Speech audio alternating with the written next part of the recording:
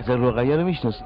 آره، دختر امام حسین 3 سالش بود، از عموش خواست که بره براش آب بیاره. آب آورد؟ نتون.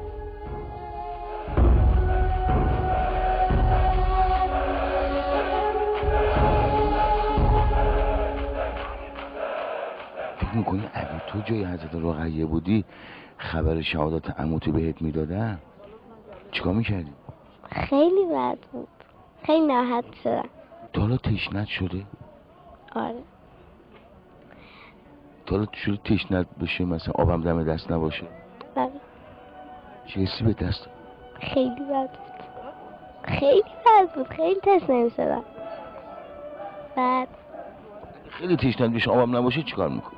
خسته میشم که نمیتونم راه برم. اصلا میدونی اسیر یعنی چی؟ یکی ها بگیرن زندانیش کنن بعد تا خیلی سالها تو. فکر میکنی یه روز اسیر بشی؟ نه.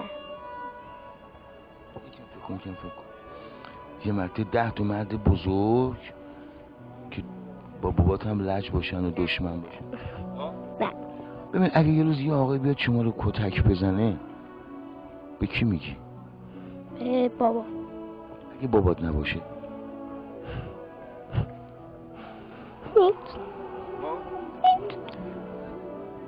چرا عزیزم؟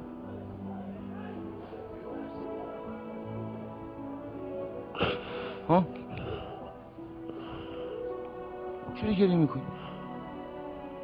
یه آقای بیاد بزنتت بابات هم نباشه عموت هم نباشه نمیتونم به کسی میگه عمه جون بخواب روزانوی زن به چشام میگم نخواب بابا میاد آه غریبونه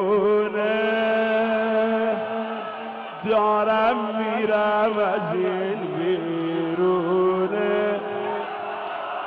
دیگه سر اومده پیمونه حساب کن کودکت هم زدن گشنت هم هست تشنت هم هست عموت هم نیست بابات هم نیست هیچ کس نیست 50 تا 100 تا آدم بد دورتن چیکار میکنی؟ اصلا فکرشم سخته خیلی.